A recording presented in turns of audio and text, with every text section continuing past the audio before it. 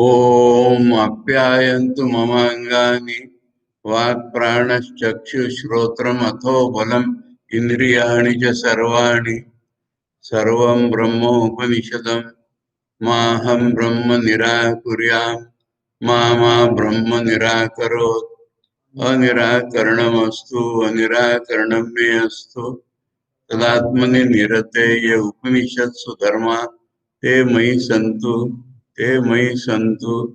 ओम शांति शांति शांति।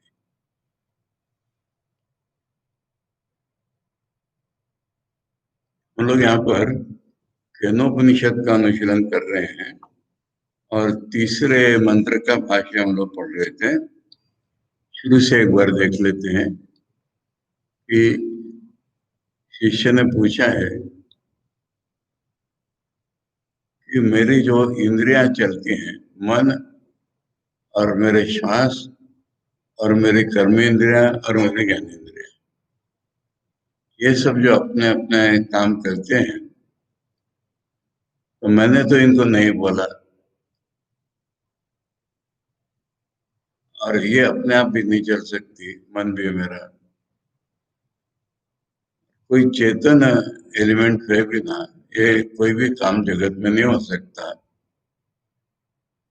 तो ये क्या चेतन है जो मेरे अंदर रह करके इन सबको अपनी इच्छा मात्र से प्रेरित कर रहा है? ये शिष्य का प्रश्न है, ये उसकी मनोभूमि है, बोध भूमि कहेंगे हम उसको। तो गुरु ने जब देखा कि शिष्य इतना अधिक विश्लेषण वाला है और अपने भीतर के प्रेरिता को जब ढूंढ रहा है, तो उसको और थोड़ा धक्का देकर के बोला जाए कि तू और अंदर जाना, तब तुम्हें दिखाई पड़ेगा कि तू सोच रहा है कि तेरे कान सुनते हैं इसकी चेतना की शक्ति से। तब तुझे दिखाई पड़ेगा कि वो चेतना ही तो सुनता है, कान क्या सुनते हैं। चेतन कान को व्यवहार करके सुन रहा है, चेतन मन को व्यवहार करके विचार कर रहा है, चेतन प्राणों को चला करके जी रहा है एक विशिष्ट रूप में। तब तुम्हें दिखाई पड़ेगा कि वो चेतन ही तो कान वान से बना है और वो चेतन ही सारी दुनिया बना है। साधक, बाहर की दुनिया, उसका इंटरेक्शन के प्रकार, ये सब तो एकमेव चेतन ही कर रहा है। ये हमने तीसरे मंत्र में देखा। श्रोत्र से श्रोतम मनसो मनो यद वाचो वाचम सौ प्राणस्य प्राण चक्षुष चक्षु। और ये ज्ञान होने पर अतिमुच्च धीरा इन इंद्रियों को व्यवहार करना छूट जाएगा तेरे से। वही बुद्धिमान, या उसी का ही हम कहेंगे कि चेतना बोध उसका ठीक ठीक हुआ है और वो इस लौकिक दुनिया के अनुभव से ऊपर उठ जाएगा और अमृत हो जाएगा। अगर कोई सोचे कि अतिमुच्च माने ही इस दुनिया से ऊपर उठना हो जाता है, तो ठीक है, मरने के बाद भी उसको फिर से नहीं आना पड़ेगा। अब इसी चीज को दृढ़ करने के लिए, अच्छी तरह से भीतर में ग्रहण कराने के लिए तीसरा मंत्र आया। और तीसरे मंत्र में उन्होंने कहा, न तत्र चक्षुर्गच्छति न वाक् गच्छति नो मनो न विद्मो न विजानीमो यथा एतदनुशिष्यात् अन्यदेव तद्विदितात् अथो अविदितात् अधि इति शुश्रुम पूर्वेशाम ये नस्तद्व्याच चक्षुरे।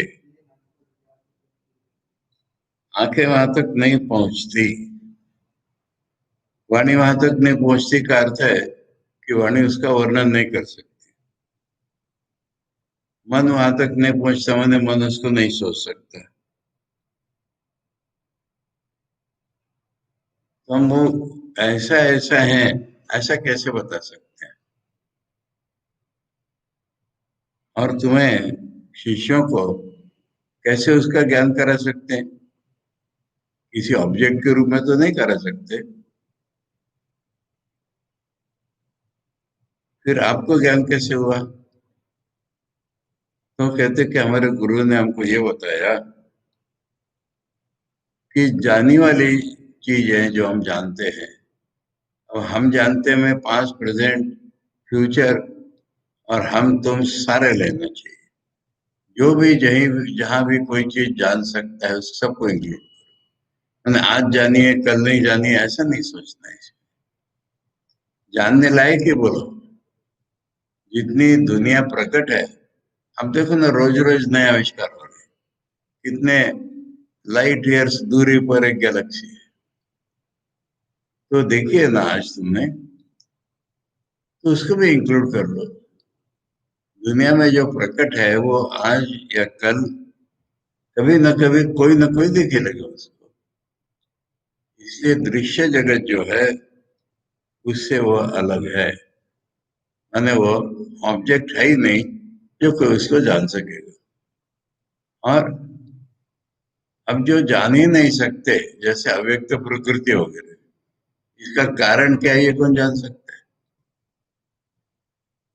पर ऐसा नहीं है, वो उससे भी कुछ अधिक है। अधिक है माने कैसा है? जानने वाला वो है, चैतन्य वो है।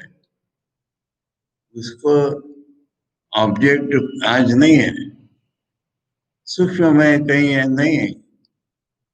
वो नहीं जाने वाली चीज, नहीं जाने जाने वाली चीज ऐसा भी नहीं है, क्योंकि जानने वाला ही वो है।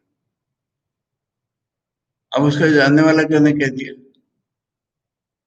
देखो यहाँ पर एक वेदांत की मुख्य बात समझनी है। ऑब्जेक्ट तो वो है ही नहीं, तो क्या वो सब्जेक्ट है? सब्जेक्ट तो हम उसको कहते हैं जिसके सामने कोई ऑब्जेक्ट हो। जैसे कि हम हैं ज्ञाता, विषयी। हम अपने को जैसे इस दुनिया में पाते हैं कि हम जानने वाले, और दुनिया जानने की चीज, ऐसा जानने वाला वो नहीं है। वो सब्जेक्ट की रियलिटी, ऑब्जेक्ट की भी रियलिटी है।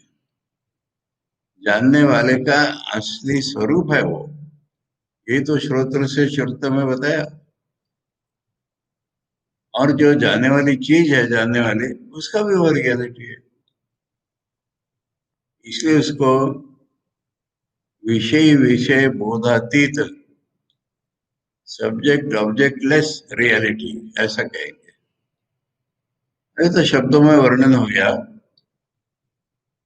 इसलिए कह रहे हैं कि वो जाना नहीं जो गया सब्जेक्ट, ये ले लो, उससे वो कुछ अलग है। कई लोग ये गलती करते हैं। साधारणतः जब हम कहते हैं कि ईश्वर ने दुनिया बनाई, वो ईश्वर का स्वरूप नहीं है।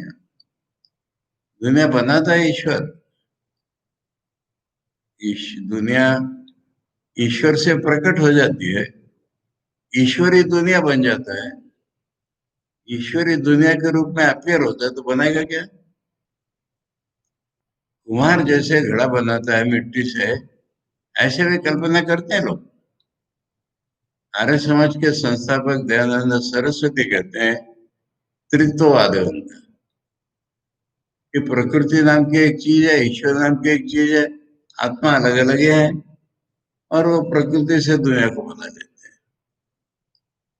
तो ये तो बहुत ही मोटी बुद्धि का काम हो गया। बहुत ही मोटी बुद्धि का काम हो गया। तो फिर वो हम जैसे एक सब्जेक्ट हो गए। ये ख्याल में रखने लायक चीज है। यहाँ जो कह रहे हैं कि जो जाने नहीं गई है उससे भी अलग, उसका ये मतलब हो रहा है कि अब सब्जेक्ट को तो जानते नहीं ना लोग। सब्जेक्ट को कैसे जानेंगे? इसलिए जानी गई ये चीज माने, जैसा कहा, पास्ट प्रेजेंट फ्यूचर में कोई भी जानेगा उसको, जानी होगी, तो सब इसमें आ गई। और जो नहीं जानी जा सकती, अर्थात सब्जेक्ट जो है, इससे भी कुछ अधिक है, इतना बोल दिया। इससे भी कुछ अधिक इसलिए है कि सब्जेक्ट रूप में तो उसकी पहली प्रतीति होती है, परंतु सब्जेक्ट होना ये उसका स्वरूप नहीं है। अब ईश्वर की सृष्टि देख लीजिए ना, कहने को तो ईश्वर सृष्टि बना ली, ईश्वर सृष्टि चलाता है, ईश्वर सृष्टि संहार करता है, तो बनाता है तो उसका मटेरियल क्या है? भाषा का सुधार करना पड़ता है। फिर हम कहेंगे ईश्वर ही सृष्टि बन जाता है, बन जाता है तो ईश्वर में चेंज है क्या? फिर कहेंगे ईश्वरी सृष्टि के रूप में प्रतिभात होता है। तो फिर सब्जेक्ट और ऑब्जेक्ट अलग कहाँ रहे फिर? एक सब्जेक्ट ऑब्जेक्ट से डील कर रहा है। हम जो कहते हैं भगवान ऐसा कर दे, भगवान वैसा कर दे, ऐसा कर दे, तो हमारे स्थूल मन की कल्पना होती है, भगवान का स्वरूप नहीं होता वो। इसलिए सब्जेक्ट की रियलिटी कहेंगे हम, तो ऑब्जेक्ट की भी रियलिटी हुई है। जैसे दूसरे मंत्र में कहा, उसका जो तात्पर्य से निकला कि वही सब्जेक्ट है, वही ऑब्जेक्ट है, वही जानना है, वही सब कुछ। तो इसलिए ये दो स्टेप्स में बताया कि वो ऑब्जेक्ट तो नहीं है और सब्जेक्ट से कुछ अधिक है। सब्जेक्ट भी नहीं, ऐसा नहीं करके कहा कि सब्जेक्ट से कुछ अधिक है।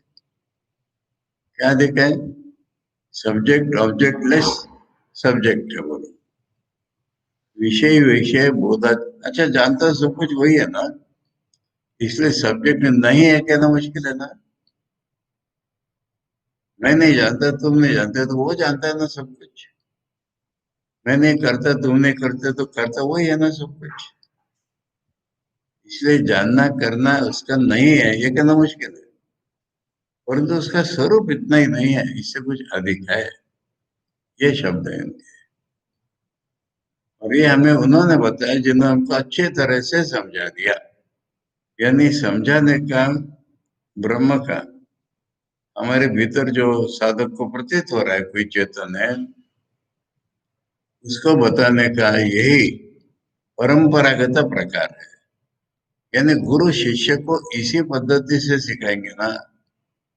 वो कैसे उसको कोई पकड़ करके तो नहीं सामने खड़ा करेंगे ऐसा है। तो इसलिए हमने पढ़ा था कमेंट्री में कि गुण कर्म इनसे तो नहीं पहचान सकते ना उसको, जाति कर्म गुण से। ये बात यहाँ पर कही और उन्होंने हमारी आंखें खोल दी। हम अपने से बाहर किसी विषय को ढूंढना तो छोड़ ही दिया हमने। हम उसको खाली सब्जेक्ट मान करके नहीं बैठे, सब्जेक्ट की असलियत हमने ढूंढ ली पकड़ ली। इसलिए उन्होंने हमको अच्छी तरह से समझा दिया। इसका भाष्य पढ़ते पढ़ते हम लोग वहां तक आए थे कि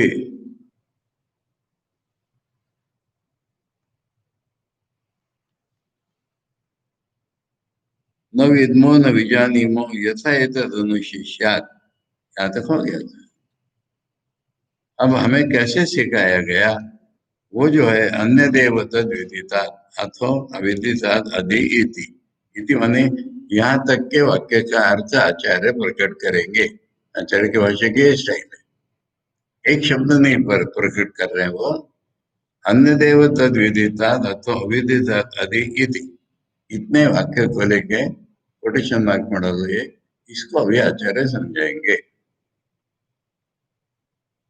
अब समझा रहे एक एक वाक्य ले शब्द लेकर के। अन्य देव पृथक एव तत् यद प्रकृतं श्रोत्रादीनां श्रोत्रादि इति उक्तम अविशेष्य तेषां, जिसको हमने बताया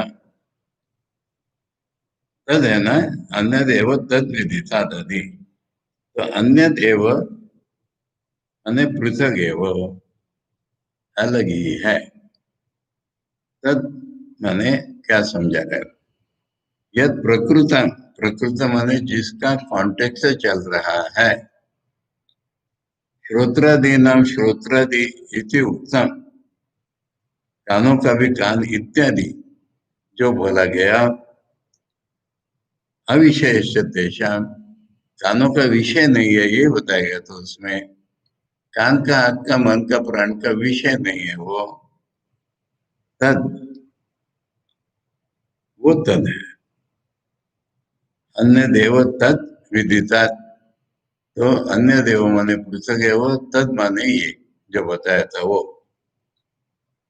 विदिता, अन्य देव ही विदित से अलग ही है। अब विदित का अर्थ बता रहे, विदितम नाम, ये नाम का अर्थ क्या होता है हिंदी में? विदित का अर्थ है कि ये विदित उसको कहते हैं कि विदितम नाम माने विदित उसका नाम है कि जो ऐसा ऐसा है। यद विधि क्रिया अतिशयन आप्तम, विधि क्रिया कर्म भूतम, विधि माने जानना, ये क्रिया मान लो, उससे पूरी तरह से जो मिल जाता है। मैंने कुछ धुंधला होता है, कोई डाउट होता है, उसको हम जानना नहीं कहते, प्रश्न को जानना नहीं कहते। जानने की जो हमारी क्रिया है उससे पूरी तरह से जो पकड़ाई में आ जाता है, इसी को दूसरे भाषा में कह रहे हैं विधि क्रिया कर्म भूतम। कर्म होने करना नहीं होता है कुछ, व्याकरण का जो कर्म है, व्याकरण में जो विभिन्न कारक होते हैं क्रियापद के, उसमें कर्म कारक होता है, यानी उस क्रिया का प्रभाव सबसे अधिक किस पर पड़ता है, वो ईप्सिततमम कर्म। तो ये विधि क्रिया का कर्म है, विधि क्रिया का ये ऑब्जेक्ट है। अब उसको और समझा रहे हैं। हाँ, क्वचित किंचित कस्यचित विदितम स्यात्।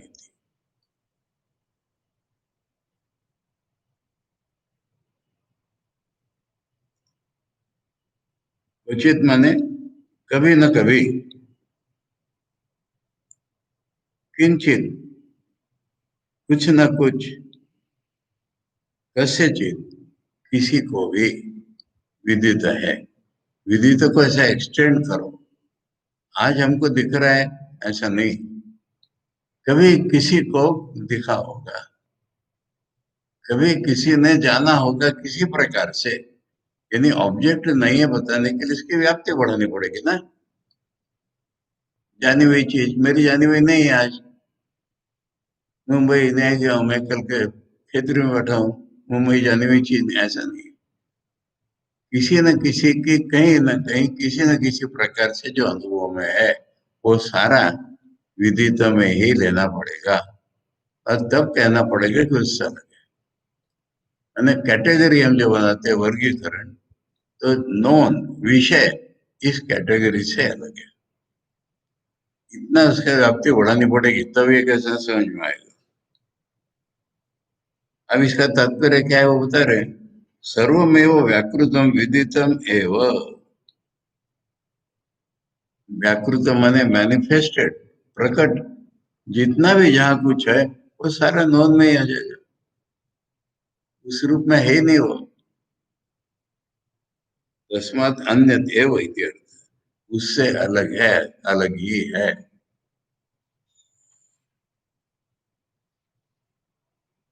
अविदितम अज्ञातम तरी इति प्राप्ते, यानी मन में आता है कि फिर तो वो न जाना हुआ ही है, ऑब्जेक्ट नहीं तो सब्जेक्ट है। इसलिए कहा अतो अपि अविदिता विदित विपरीत, विदित के उल्टा, यानी ऑब्जेक्ट के उल्टा सब्जेक्ट, अव्याकृत अविद्या लक्षणात् व्याकृत बीजात, जो प्रकट नहीं है अभी, ऐसा लो उसको।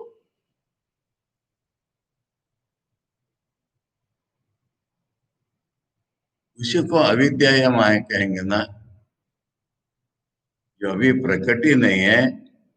ईश्वर की प्रकट होने की जो शक्ति है, ईश्वर की सब्जेक्ट रूप में जो प्रकट हो जाता है ना, ये उसका लक्षण है अब है क्या वो? अरे जो सब्जेक्ट है वही कल ऑब्जेक्ट बन जाएगा। मैं देखता हूँ वाघ मेरे को खा लेगा, मेरे लिए जो अप्रकट है वो वाघ के लिए प्रकट है। इसलिए सब्जेक्ट भी नहीं है, ये बताना पड़ेगा। सब्जेक्ट और ऑब्जेक्ट रिलेटिव टर्म्स है, ये समझ लो। दुनिया में जितने अपने को सब्जेक्ट समझते हैं, किसी न किसी के लिए ऑब्जेक्ट है वो।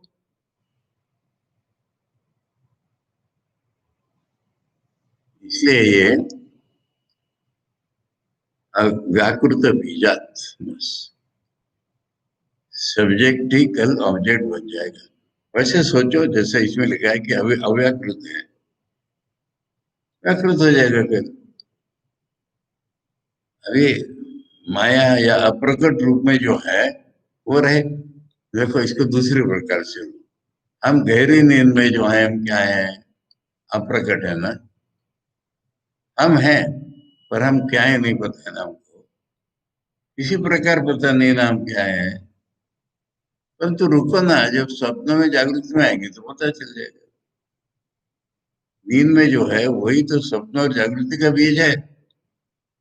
कहाँ से आएगा? नहीं तो स्वप्न और जागृति। इसलिए आज जो अप्रकट है वो कल प्रकट हो जाता है। उससे भी अलग बताना पड़ेगा। ठीक है, इसमें दो कल्पना एक साथ आ रही होंगी। व्याकृत से उल्टा बोलेंगे तो सब्जेक्ट हो रहा है, या आज प्रकट नहीं है ऐसी अवस्था हो रही है, उसको हम कहेंगे व्याकृत। कल हो जाएगा। इधर से देखेंगे तो जैसे मैंने बताया कि सब्जेक्ट हो किसी के लिए, ऑब्जेक्ट हो जाएगा।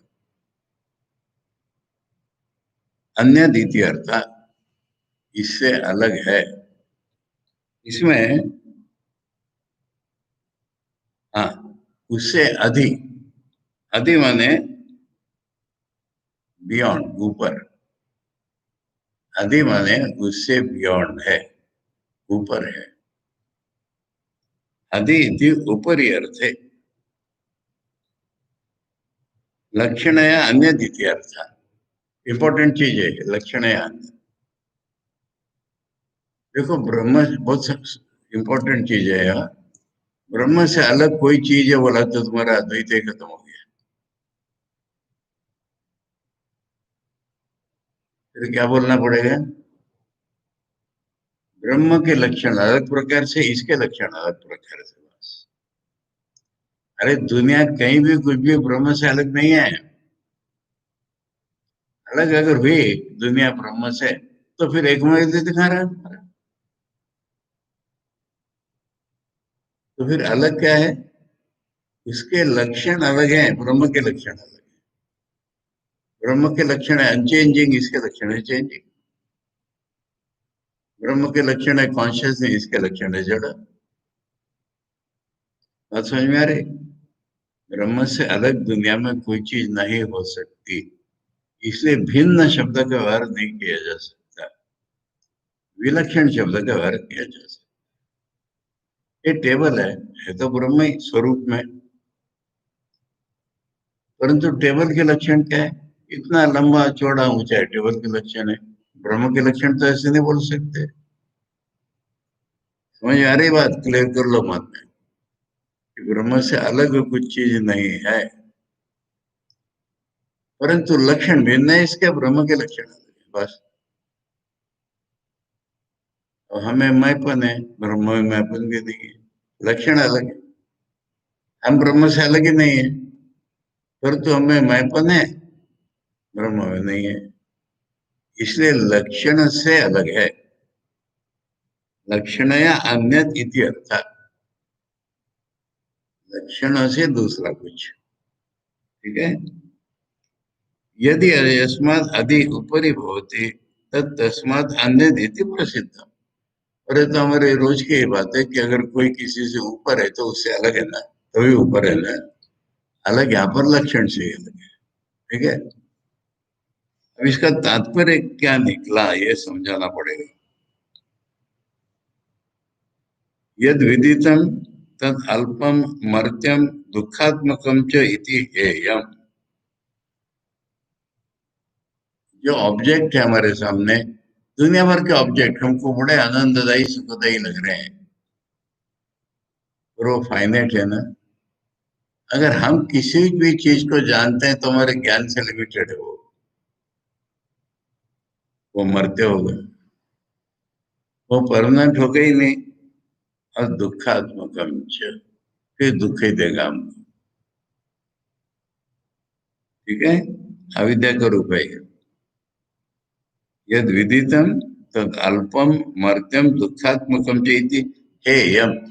इसलिए ऑब्जेक्ट में ब्रह्म को मत ढूंढो, छोड़ दो, निकाल दो। मन को ऑब्जेक्ट रूप में जितना दिख रहा है उससे मन को हटा लो। ये तो श्रुति से श्रुत में कहना था, उससे मन को हटा लो। हेयम तस्माद विदितात् अन्य ब्रह्म इति उक्ते। उससे ब्रह्म अलग है, ये जब कहा हमने, तू अहेयत्वम उक्तम स्यात्। ब्रह्म ऐसी चीज नहीं कि जिसको हम छोड़ सकते हैं। सब चीजों को निकाल दो, जो निकल ही नहीं सकता वही तो ब्रह्म है। जो निकल नहीं सकता वही मेरा स्वरूप है ना। निकाल दो, शरीर में नहीं हो, इंद्रिय में नहीं हो, मन में नहीं हो, निकालो। एक कल्पना करो, एक कई बार मैंने बताया, एक मेंटल एक्सरसाइज करो। मैं मर गया हूं ऐसी कल्पना करो, क्या होगा?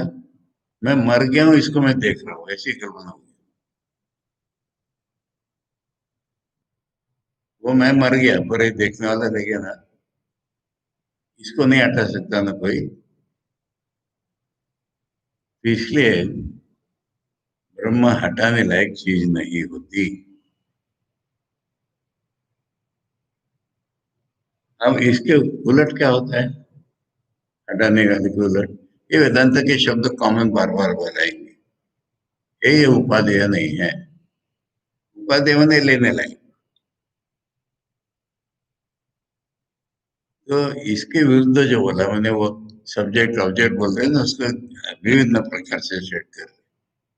अगर छोड़ने लायक नहीं तो लेने लायक है क्या? भयंकर चीज है ये, भयंकर। हम जब भगवान की उपासना करते हैं तो भगवान को लेते हैं ना हम, ये लेने लायक ही नहीं है। अविदित से अलग है बोला, इसका मतलब ये लेने लायक भी नहीं है, फिर क्या है? अरे लेना देना छोड़ दोगे तब ब्रह्मा है वो, बस हम ये जानते हैं। बाहर से कुछ हमको प्राप्त भी नहीं करना है। बाहर से जो प्राप्त करेंगे वो 2 दिन और बस रहेगा, फिर चला जाएगा। यानी पूरे का बताने का अर्थ है तेरा स्वरूप है। अब ऐसा कहने से नहीं होगा, तेरा स्वरूप बताने के लिए बताया जा रहा है। ऑब्जेक्ट नहीं है कोई, ऑब्जेक्ट की उल्टा भी नहीं है कोई, लेने लायक भी नहीं है। इस चीज को बाद में 4-5 मंत्र में स्पष्ट करेंगे। उपासना करो, हम्म, किसी की उपासना कर रहे हो तो वो ब्रह्म नहीं है, जो उपासना कर रहा है वो ब्रह्म है। अब बोलो, इसलिए ये वेदांत का एक पाया है, ये उपादेय रहित। तो अविदिता दधि, जब विदिता दधि बोलने से ये नहीं है हो गया, तो अविदिता दधि बोलने से उपादेय भी नहीं है। तथा अविदिता दधि इत्युक्ते अनुपादयत्व उत्तम से। अभी उपादेय क्या होता है इसको समझा रहे हैं। कार्यार्थम ही कारणम अन्य अन्यन उपादीयते।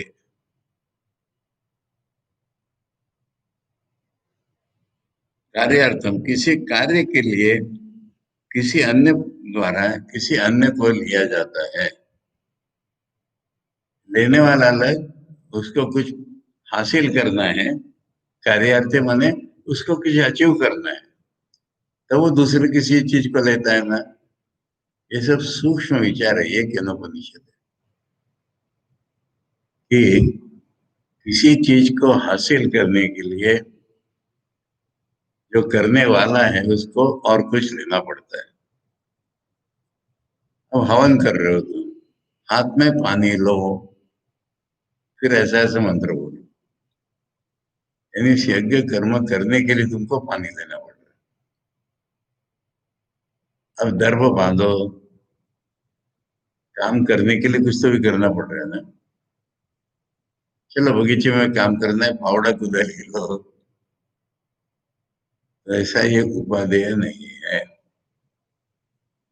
उपादेय जिनिस का विश्लेषण करके कह रहे हैं कि किसी कार्य के लिए किसी को कुछ लेना पड़ता है। अतश्च न वेदी तु अन्यस्मै प्रयोजनाय अन्यदुपादेय भवति इति। वेदी तु माने जो साधक है, जानने वाला, उसको अलग किसी प्रयोजन के लिए अन्य कुछ चीजें नहीं लेनी है। ब्रह्म ऐसी चीज नहीं है कि उसका कोई दूसरा प्रयोजन है उसको साध्य करने के लिए। कठिन है, समझे। तो फिर क्या है, तुम्हारा स्वरूप है, ये जवाब निकलेगा। ये भी नहीं उपाधि भी तो तुम हो, खुद ही हो। तुम अपने को ले लो, क्या कहेंगे अब, कहना हो जाएगा वो तो। तुम्हें कुछ छोड़ना नहीं है, तुम्हें कुछ लेना भी नहीं है। तुम्हारा होगा तो छोड़ोगे ना। जब ये शरीर इंद्रिय मन तुम्हारे नाम की चीज नहीं, इसको क्या छोड़ोगे, ले लोगे क्या। जो तुम्हारा नहीं उसको लोगे ना। अरे तुम ही तो वो हो, ये बताने के लिए ऐसा बताया जाता है। एवं विदित अविदिताभ्याम अन्य दीति हेय उपादेय प्रतिषेधेन स्वात्मनो अनन्यत्वात्। ये भी नहीं, उपादेय भी नहीं बताने से अपने से अलग नहीं है कोई, अनन्य है, अपने से अनन्य है। अनन्यत्वात् ब्रह्म विषय जिज्ञासा शिष्य से निवर्तिता स्यात्। शिष्य पूछ रहे ना कौन है वो चलाता है मुझे, वगैरह वगैरह। अब क्या पूछेगा, क्या रहेगा उसको। उसकी जिज्ञासा निवर्ती तो हो गई, उसको उसका स्वरूप ही पकड़ा दिया, ऐसा बोलो। उसको कोई चीज नहीं बोली, वो चीज लानी पड़ेगी। उसको कुछ छोड़ने को भी नहीं बोला, सभी छुड़वा दिया उससे। तुम ही तो वो हो। ब्रह्म विषय जिज्ञासा शिष्य से निवर्तिता से। जिज्ञासा पूरी नहीं हुई, इसकी जिज्ञासा निकाल दी गई, उसका ढूंढना ही बंद कर दिया गया। तो इसको लोग बड़े स्थूल भाव में बताए, जो वेदांत का कौन किसका ध्यान करेगा, नहीं तो ब्रह्म हो। अरे इतनी प्रक्रिया में से जाकर के तुम ब्रह्म हो।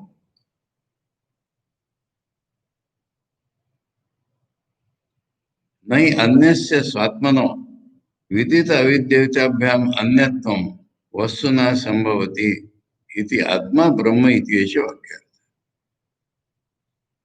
आत्मा से अलग विदित व अविदित कुछ नहीं रह जाता, तो आत्मा ही ब्रह्म रह जाता है, ये वाक्य है।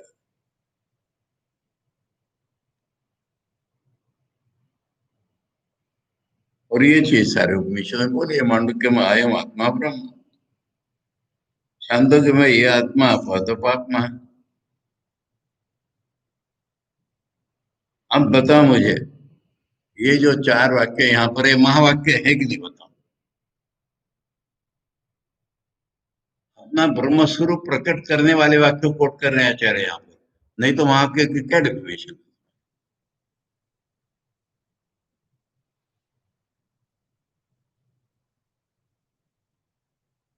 और ये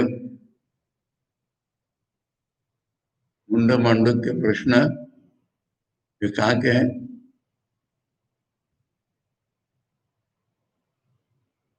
अथर्ववेद के। छांदोग्य जो है सामवेद का, दो बृहदारण्य के। इसलिए उन्होंने ऐसा नहीं किया कि एक एक वेद में से एक ही उठाना चाहिए।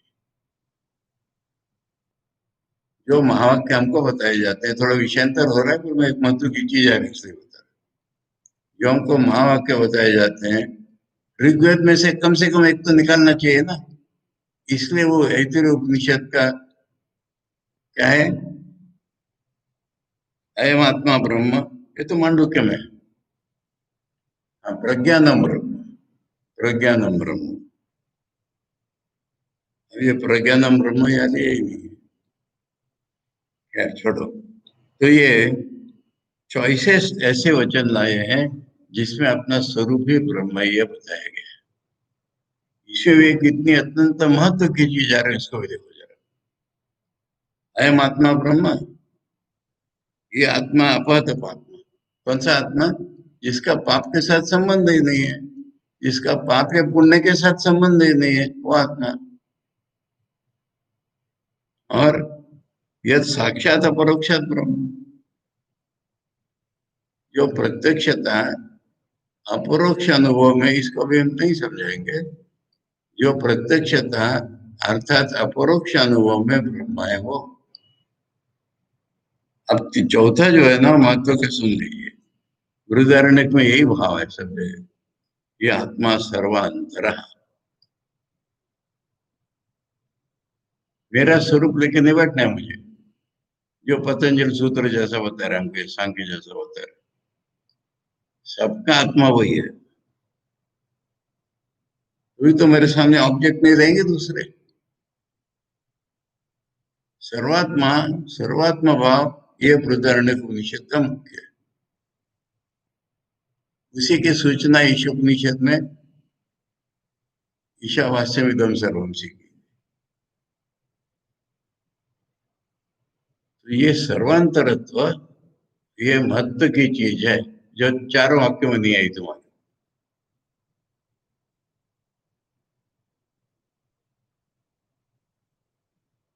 सर्वांतरत्व आने वाला छांदोग्य का सर्वम खलु इदम ब्रह्म, उसको इंक्लूड ही नहीं किया है। तो ये ऐसे चॉइसेस तो चार वाक्य आचार्य लाए, इत्यादि श्रुति अंतरेभ्यश्च इति। इत्यादि माने ऐसे बहुत से मिलेंगे श्रुति में, ये भी यहाँ पर आ गया। इत्यादि माने ऐसे और भी है श्रुति में जहाँ डायरेक्टली आत्मा को ही ब्रह्म, ब्रह्म को ही आत्मा, आत्मा सर्वत्र बताया गया, ऐसे बात। यही चीज केनोपनिषद ने 3 मंत्रों में मिलके बताई, बोलो एक मंत्र में नहीं बताई, इसलिए महावाक्य नहीं हुआ। केनोपनिषद का महावाक्य और भी जोड़ता है, बाद में आएगा प्रतिबोध विदितम मतम, ये वहां केनोपनिषद का। खैर, तो एवं सर्वात्मना, ये देखो फिर जोड़े उसको। जो सबकी आत्मा है, सर्व विशेष रहित, परंतु उसमें विशेष कोई नहीं। सर्वगुण निर्गुण ब्रह्म वाक्य नहीं, सबकी आत्माएं पर किसी विशेष के बिना है। चिन्ह मात्र ज्योतिषो, बस केवल चैतन्य स्वरूप है।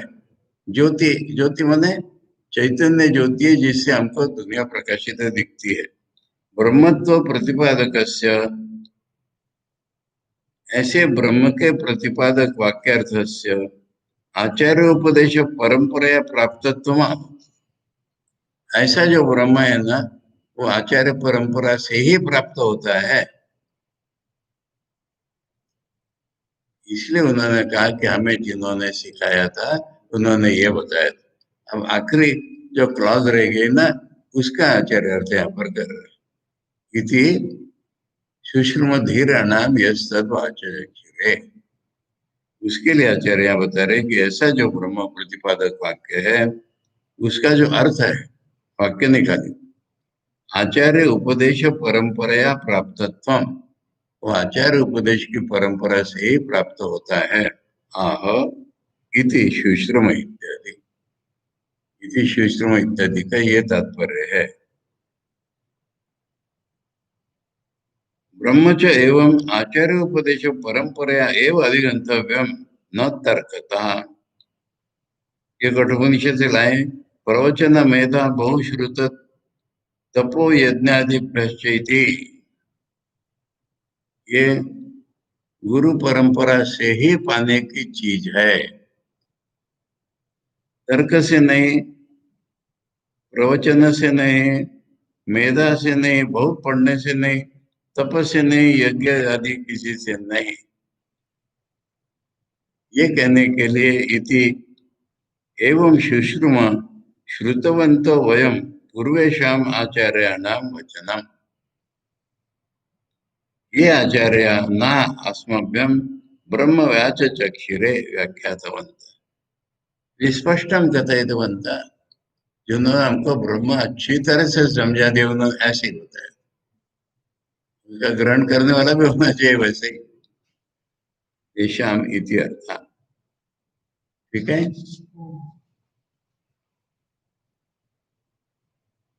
अब चौथे ब्रह्म में, चौथे मंत्र में क्या आ रहा है, हम लोग अपनी पद्धति से मंत्र पहले पढ़ेंगे, फिर आचार्य का भाष्य देखेंगे। यद वाचा अनभ्युदितम येन वागभ्युद्यते तदेव ब्रह्मत्वं विद्धि नेदम यदिदम उपासते।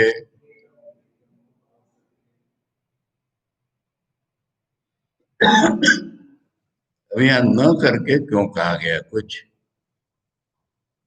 हमारी आदत है उसको बदलने के लिए।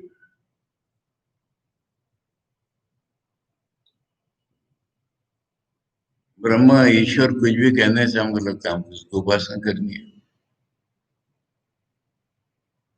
उपासना में कोई, उपासना हम जिसकी भी करेंगे वो हमारे सामने ऑब्जेक्टिव होगा, तो वो ब्रह्म कैसे होगा? फिर ब्रह्म कहाँ मिलेगा हमको?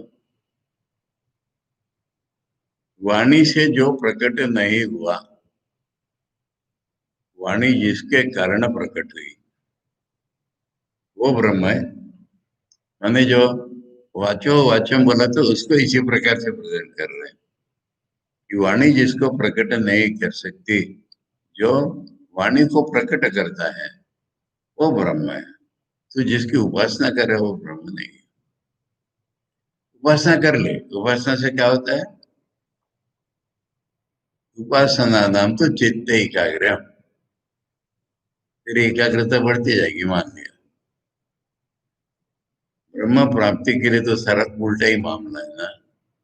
कुछ छोड़ना भी नहीं, कुछ लेना ही नहीं, तो अपने स्वरूप को ही परखना है ना। वही श्रोत, वो उच्च जो साधक है उसका तो पकड़ाई में आ ही जाता है। ये तो कानों के कान, मन का मन, प्राणों के प्राण है ना। अब साधारण आदमी बोलो या उसको भी अपनी आदत से बोलो, यही लगता होगा ना कि ऐसा कुछ है जिसकी मुझे उपासना करनी है। नहीं भाई, उपासना करें जाओगे तो ऑब्जेक्ट ही बन जाएगा वो। फिर क्या करूं? कौन किसका ध्यान करेगा? मैं आ गया। कौन किसका ध्यान करेगा? क्या ज्ञान हो गया? क्यों हो गया? बस और क्या। तेरे से अलग नहीं, यही तो बता रहे थे बार बार। मेरा मैं नहीं है वो, मेरा असली स्वरूप है। इसको बताने के लिए केनोपनिषद अब 4-5 मंत्र चलाएंगे, क्योंकि मनुष्य की आदत है, अच्छा जो साधक है उसकी आदत है कि उपासना करूंगा, और उपासना करने बैठा मन में कुछ कल्पना लानी पड़ती है। ये प्रॉब्लम है। अब ध्यान करो किसका? किसी ने किसी पूछा, एक मजेदार बात बता रहा हूं, रिसेंटली 2-4 साल में किसी ने मेरे से पूछा कि ध्यान कैसे करते हैं। उनका मुझे नहीं पता, मैं नहीं बता सकता। तो उसने दूसरे किसी से पूछा, तुम किसका ध्यान करते हो? तो उसने कहा जो सुना है ना उसका ध्यान करते हैं। मुझे ये जवाब बहुत ही अच्छा लगा। श्रवण मनन निध्यासन ये न वेदांत की प्रक्रिया। जो जो सुना है उसी का ध्यान करते हैं। पूछने वाले का मतलब था कि कुछ बताओ, सरस्वती का ध्यान करें कि गणपति का ध्यान करें कि किसका करें। मैंने तो उसके प्रश्न से ही पहचान किया था, इसलिए का मेरे से मत पूछ। उसने दूसरे किसी अच्छे साधक से पूछा तगड़े, तो उसने कहा जो सुना है ना उसका ध्यान करें।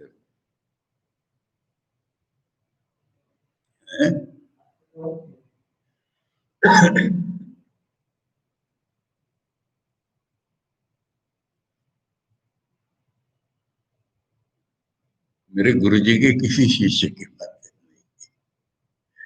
छोड़ो। तो यद वाचा अनभ्युदिता, वाणी के द्वारा जो प्रकट नहीं हुआ, ये न वागभ्युदते, जिसके रहते वाक प्रकट होती है, तदेव ब्रह्म तुम विद्धि, उसी को तू ब्रह्म जान।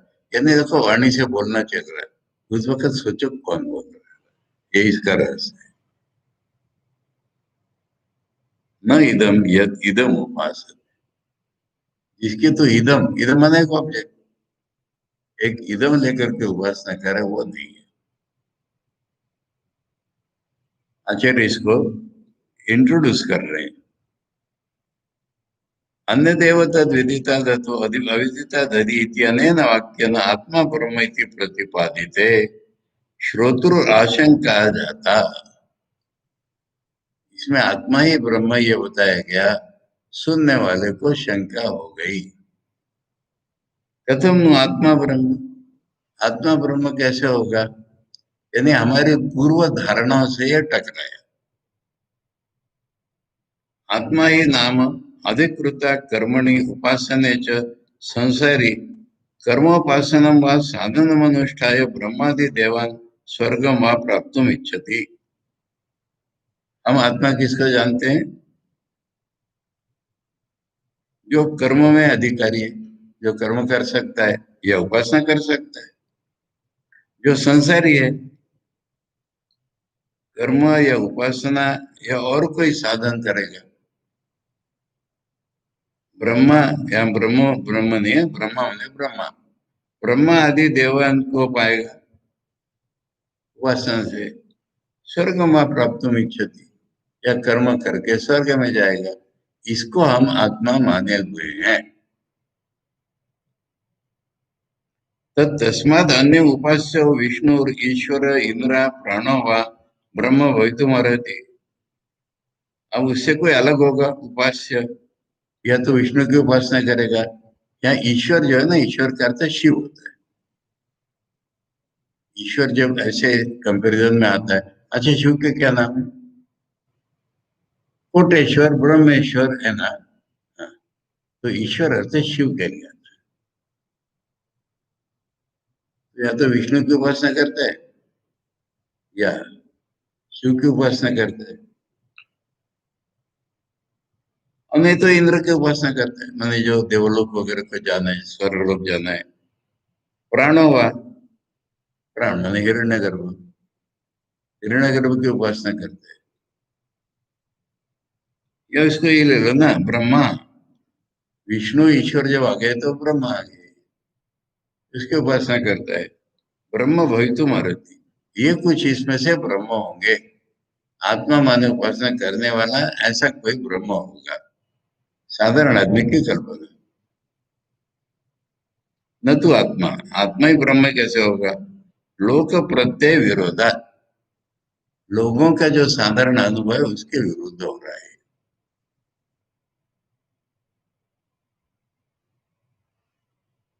अब इसको हम ऐसे भी कल्पना कर सकते हैं, कल्पना ही करनी है तो, कि जिसने प्रश्न पूछा था वो नहीं कह रहा है ये, बाकी बाकी शिष्यों के मन में आया होगा, ये कैसे कह दिया आत्मा ही ब्रह्म है, हम तो आत्मा को ऐसा जानते हैं। यथा अन्य तार्किक, तार्किक आचार्य किसको कहते हैं? न्याय फिलोसफी को तार्किक कहते हैं। तार्किक क्या कहते हैं? ईश्वरादन्य आत्मा इति आचक्षते। उनकी फिलोसफी में तो अभी सांख्य वगैरह का नाम नहीं लिया, क्योंकि ईश्वर ही नहीं है। पतंजलि का भी नाम नहीं लिया। तार्किक का मतलब न्याय फिलोसफी के लिए न्याय वैशेषिक दोनों को जोड़ लो तो ये कहते हैं कि हम आत्मा है और ये गुण होते हैं, सारी दुनिया होती है, इनको चलाने वाला ईश्वर होता है। ईश्वराद अन्य आत्मा इति आचक्षते तथा कर्मिण मीमांसक लोग आचार्य शब्दों का अर्थ समझ लेना है कि हाँ कॉमन मैन का तो एक्सपीरियंस है, मैं हूं, मैं किसी की उपासना करता हूँ, मुझे कुछ पाना है इसलिए। जो फिलोसोफर्स हैं उसमें से न्याय वैशेषिक दोनों को इकट्ठा कर लो तो कहते हैं मेरे से आत्मा ईश्वर अलग है, वो मुझे चलाता है। अब सांख्य और योग छोड़ दो, ईश्वर को मानते ही नहीं। योग तो विशेष रूप में ईश्वर को मानते हो, कोई ईश्वर को मानना ही नहीं। अब आए मीमांसा वाले। मीमांसा वाले कहते हैं कर्मिणो, समझे, ये कर्मी लोग हैं। अमुम यज इति अन्य एवं देवता उपासक, वो एक परमेश्वर को मानते ही नहीं है, इसके लिए यज्ञ करो, उसके लिए यज्ञ करो, इंद्र के लिए यज्ञ करो, ब्रह्मा के लिए यज्ञ करो, ये तो कहते हैं। तो अपने से अन्य देवता मानते हैं। तस्माद युक्तम यद विदितम उपास्यम तद ब्रह्म भवे, इसलिए जिसकी उपासना करेंगे वो ब्रह्म होना चाहिए। ततो अन्य उपासक थी, उससे अलग उपासक होता है। ताम एतम आशंकम शिष्य लिंगे न उपलक्ष्य तद वाक्यत्वा। आचार्य का ब्यूटीफुल है। गीता में भी कई जगह ऐसा आता है। अर्जुन ने प्रश्न पूछा नहीं है पर भगवान समझ गए उसके मन में है। तो इसलिए कह रहे हैं कि शिष्य ने पूछा भी होगा, उपनिषद में लिखा नहीं है, या फिर शिष्य के मुंह देख करके आचार्य को पता लग गया। शिष्य लिंगे ना, शिष्य में ऐसा कोई दिखाई पड़ा चिन्ह उनको कि उन्होंने प्रश्न जान लिया। मुझे तो अपनी बात याद आएगी, मैंने कभी बताया था, गुरु जी कहते तेरे में तो 1000 प्रश्न है ना, हमें पूछते वाक्य द्वा, ये पूछ भी लिया होगा। आह मैं एवं शंकिष्ठा, ऐसी शंका, इसके लिए ये मंत्र है। मंत्र का संबंध बताना पड़ेगा ना, किस मन के लिए ये मंत्र है, ये महत्व की चीज है। आजकल मुझे कृष्ण महर्षि को बताया हमने, आजकल मुझे वचनामृत में ये बात बहुत प्रतीत होने लगी है। कथामृत मास्टर महाशय वर्णन कर रहे हैं, कहेंगे इसको ठाकुर ने ऐसा कहा, उसको ऐसा कहा, आता है ना बीच बीच में, वो उसके प्रति है, इसके प्रति है।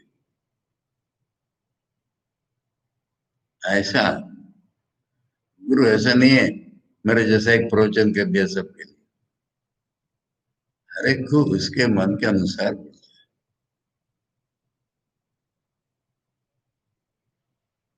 इसलिए दूसरा ही शिष्य प्रस्तुत कर रहा है कि उसके मन में ऐसी शंका दिखी उनको, या उसने पूछ लिया तो उसको उन्होंने ऐसा बताया। ठीक है, अब इसका जो शब्दार्थ है तो कल देखेंगे। 4-5 मंत्र हैं एक ही प्रकार के ये। ओम आप्यायन्तु ममांगानि वाक् प्राणश्चक्षुश्रोत्रम् अथो बलमिन्द्रियाणि च सर्वाणि सर्वं ब्रह्मोपनिषदम् माहं ब्रह्म निराकुर्याम् मा मा ब्रह्म निराकरोत् अनिराकरणमस्तु अनिराकरणं मे अस्तु तदात्मनि निरते ये उपनिषत्सु धर्मा ते मयि सन्तु ते मयि सन्तु। ओम शांति शांति शांति। हरि ओम तत्सत। श्री राम कृष्णार्पणमस्तु।